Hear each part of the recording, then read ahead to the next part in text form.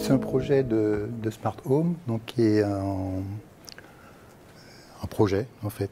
Ce sera avec l'EPNAC, on va en parler. Ça ressemble à la hutte, sauf qu'une hutte, c'est pas connecté. Voilà, nous on essaye de la connecter, je plaisante.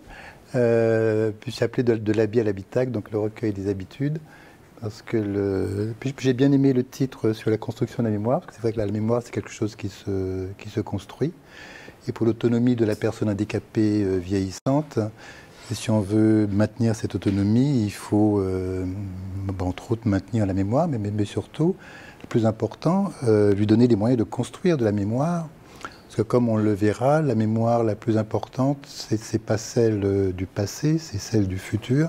C'est ce qu'on va voir comme étant la mémoire prospective, c'est ce qu'on projette de faire, et se souvenir de ce qu'on a projeté de faire, sinon la vie devient impossible, quoi.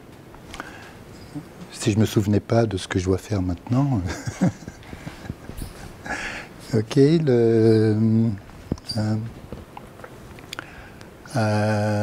donc c'est pour les personnes handicapées vieillissantes. Donc développer des réponses qui permettent la matière des capacités intellectuelles, cognitives, fonctionnelles. Je pense que ça, c'est un peu commun. Dans le lieu de vie, que ce soit à la maison, dans les institutions, on parle de plus en plus de désinstitutionnalisation, c'est-à-dire de faire en sorte que la personne puisse rester chez elle. Et donc tout ce qu'on va voir, c'est en fait un living lab, un appartement connecté. Il faut faire en sorte que ça puisse se généraliser et pour aider, enfin voilà, et qu'on ait de moins en moins besoin d'institutions. Donc c'est une démarche Living Lab, donc ça c'est l'implication des utilisateurs finaux, donc il faut que les personnes concernées soit utilisent et puis donnent leurs recommandations, leurs besoins, etc. On est un peu rompu à ça. Et donc c'est aboutir au développement de différents dispositifs, donc de nouveaux objets connectés, on ne sait pas encore trop quoi, mais c'est l'objet. C'est l'objet du projet que de trouver des innovations qui servent au maintien à domicile. Puis surtout des aides à la réalisation des tâches de la vie quotidienne. Et puis ça, forcément, pour une sorte d'externalisation de nos fonctions cognitives, mais quelque chose qui puisse rappeler, par exemple, qui puisse me rappeler, voilà combien de temps j'ai, voilà, un quart d'heure, et que ça va passer vite, et que j'ai ça et ça à faire. Alors la construction de la mémoire, alors, il y a toute une typologie de la mémoire, puis tu en parleras peut-être tout à l'heure. Le mémoire iconique de l'image, c'est très court, échoïque, mémoire épisodique des événements qu'on a vécus, mémoire sémantique, déclarative, procédurale, mémoire experte, ce qu'on sait faire, mémoire... Alors tout ça, comment dire, avec de la réalité augmentée, je veux dire, on peut rappeler aux gens que ça c'est une caméra, que ça c'est... etc. Mais la mémoire des choses qui n'existent pas encore, donc mémoire prospective, les habitudes, etc., c'est ça qui nous semble le plus important dans le projet. Donc qu'on puisse repérer les habitudes des personnes, donc ce qui est redondant dans leur vie quotidienne, ce qu'elles vont faire tous les jours, ce qui aide à diagnostiquer ce qu'elles font, la prise de médicaments par exemple. C'est quelque chose qui se fait à heure fixe, etc. Mais également le contexte qui change, et donc on a à la fois redondance et diversité pour pouvoir appréhender. Appréhender quoi? Appréhender quelque chose qui soit smart, donc un smart home. Donc la notion de smart, ce sont des choses qui sont intelligentes, mais qui sont là pour nous. Enfin tout ça, ça renvoie au précédent exposé, etc. Alors, bien sûr, un robot, c'est censé être smart. Peut-être pas le robot soldat, mais en tout cas, il devrait être smart. Les objets à comportement, tout ce qui est objet, Internet des objets, etc. Les objets qui vont de la table, qui saura que c'est moi qui suis auprès d'elle. Les vêtements intelligents, la voiture, évidemment, la voiture autonome. Et puis le smart home. Donc tout ce qui est smart doit avoir des propriétés, évidemment les propriétés d'interaction, les propriétés d'autonomie. Il faut que ça tourne tout seul, pour qu'il puisse prendre des décisions, ce qui supporte l'autonomie, qui peut être empathique envers nous, nous vouloir du bien. Et puis les aspects sociaux, et puis cette distinction qui devient, on en a parlé ce matin, on a parlé de plein de choses qui concernent tout ça, cette distinction entre vivant, non vivant, personnalité, etc. Et voilà, on en est.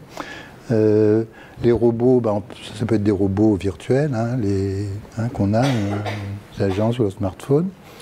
Alors ça peut être le robot comme vêtement. Donc ça c'est un projet, une année dernière que nous avons terminé. Parce que le vêtement, donc ce sont nos habits, hein, nous sommes dans l'habit.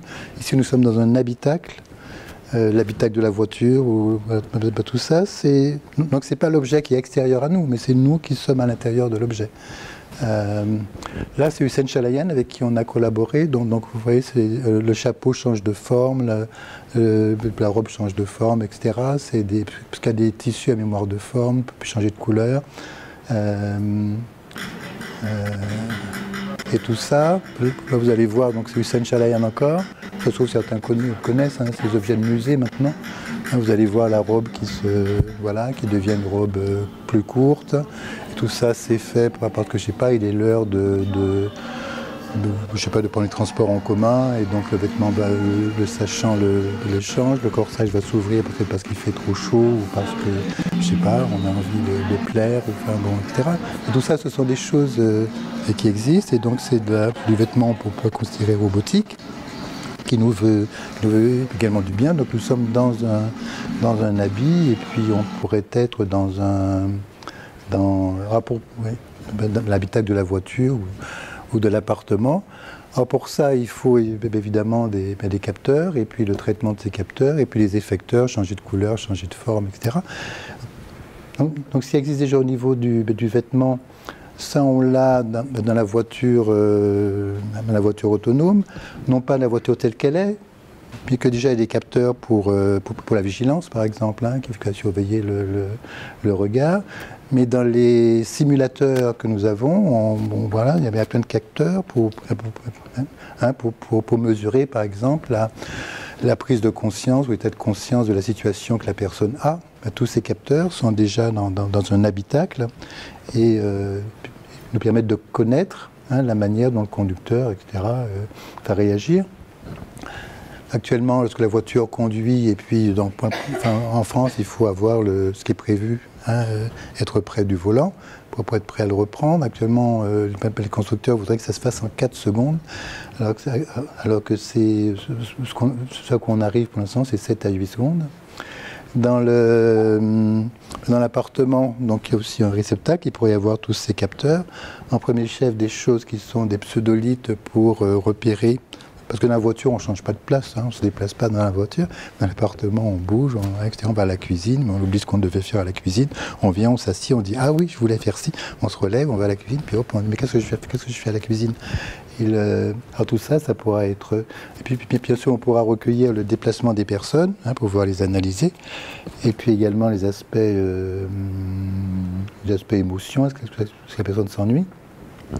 Pour ça, ce système, parce qu'elle est prévue, c'est pas des capteurs qui sont à la fois proches du corps, donc du vêtement. Mais ça peut être aussi du brain computing avec un casque, quelque chose comme ça. Les capteurs un peu plus distants, des capteurs d'environnement. Tout ça, c'est envoyé dans du data computing. Et puis surtout, ça permettra, en connaissant le comportement de la personne lorsqu'on introduit un dispositif, de voir l'effet de ce dispositif sur le comportement de la personne et comment ça peut l'aider à maintenir et accroître son autonomie. Mais également la stimulation cognitive, hein, parce que les personnes qui s'endorment devant la télévision, voilà, mais on peut changer le programme, leur mettre des choses qui les intéressent. Hein. Tout ça donc avec des externalisations, mais toujours dans une balance, hein, entre ce qu'on fait pour la personne et ce qu'on l'invite à faire elle-même, et que tout ça soit bien maîtrisé. Puis ça crée donc évidemment beaucoup de données, hein, avec les personnes âgées qui vont également se réunir, traiter. Il peut y avoir un robot qu'on teste dans l'appartement, Nao qui peut servir à lire les mails qu'on reçoit, etc. Enfin bon, tout ça c'est des traces, beaucoup de traces. C'est pas la peine de tout garder parce qu'on peut traiter au fur et à mesure. Il y a des caméras où le traitement se fait à l'intérieur de la caméra. Et donc pour tout ce qui a... Voilà, et puis ne garder que des patterns et des...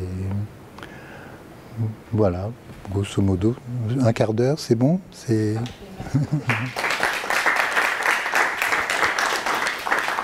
Moi j'ai une question, tu dis à la fin c'est pas la peine de tout garder, on peut ne garder que des patterns, mais comment choisis-tu et comment fais-tu ça? Parce que finalement c'est...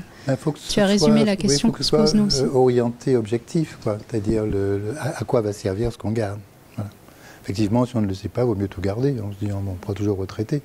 Mais voilà.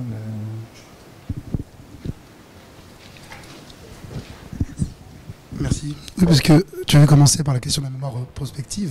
Et justement, dans cette capacité à pouvoir sauvegarder des patterns, c'est dans l'objectif justement ensuite de les computer pour essayer d'anticiper les... Est-ce qu'il y a une logique de prédiction qui est engagée ou c'est... à quel niveau, comment est-ce qu'il y a le rapport entre la mémoire prospective et l'usage des patterns ou des données et des calculs qui ont été faits? C'est pour ça que je parlais d'habitudes, hein, les habitudes, dans des choses qui sont des régularités. Puis surtout savoir est-ce que la personne est en train de réaliser ses buts. Alors ça, pour la stimulation cognitive, ça peut être quelque chose du dire qu'est-ce que vous avez prévu de faire aujourd'hui, par exemple. Voilà. On dit, bon, j'ai prévu de faire un gâteau, un clafoutis aux cerises, etc. Et d'aller acheter un dénoyauteur de cerises, pouvoir réorganiser tout ça en termes de tâches, et puis voir à quel point, à quel point c'est suivi, et puis si brusquement ça manque parce qu'on ne sait plus ce qu'on avait prévu, voilà, que le système aide à retrouver. Et pour le clafoutis aux cerises, vous êtes sûr de tout avoir? Ben oui, vous êtes sûr, mais les noyaux, qu'est-ce que vous allez faire avec? Le dénoyauteur.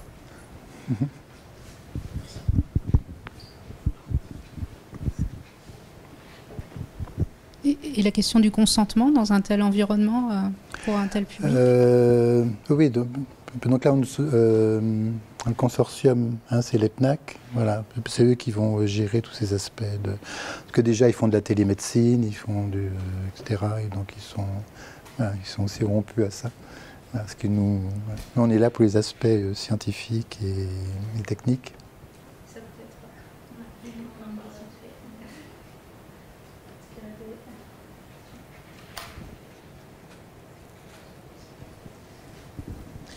Oui, bonjour, merci pour votre exposé. Cette traçabilité de la personne, je vais utiliser cette captation d'informations sur le logement de la personne, son comportement, ses déplacements. Là, c'est à viser de renforcer son autonomie, surtout si ce sont des personnes malades. Mais est-ce qu'il n'y a pas un risque d'exploitation de ces données pour contrôler de l'extérieur savoir plus sur l'intimité, Big Brother en résumé. Est-ce qu'il n'y a pas un danger de... Oui. Il faut s'assurer que ça reste smart, voilà, que ce soit toujours pour nous. Les personnes, par exemple, qui se lèvent la nuit, donc, elles peuvent se perdre dans leur appartement, donc on essayer d'installer des choses lumineuses qui s'allument à ce moment-là pour indiquer comment se rendre à la salle de bain. C'est pour mesurer les effets de tout ça. Maintenant, si les données sont captées par je ne sais pas qui pour faire quoi, effectivement, c'est pas très sympa. Il faut, il faut éviter que ça arrive, quoi. Mais à la fois, il y a des données qui sont de nature. Si quelqu'un lance un planificateur, par exemple, quelque chose qui vous faire des exercices. Donc il aura un retour. Mais il faut bien faire en sorte que le retour concerne ce qui le préoccupe et pas autre chose. En même temps, on se dit aussi que la famille a peut-être envie de savoir des choses, a peut-être le droit de savoir des choses. Donc voilà. Et donc grosso modo, c'est quel type de données pour qui? Je pense que ça c'est important. Les données pour l'équipe médicale, pour l'accompagnant, pour la famille, mais c'est pas... C'est une réponse. C'est juste une réponse. On peut s'imaginer que l'environnement apporte de l'aide et de la protection, notamment un vendeur de fenêtres qui viendrait vendre à ma grand-mère des nouvelles fenêtres alors qu'elle n'en a pas besoin. Ouais. Et ça, tous les problèmes des personnes à dépendance qui se font arnaquer par des vendeurs, c'est un vrai problème aujourd'hui, c'est une vraie menace. Peut-être que, au contraire, ça peut apporter de la protection.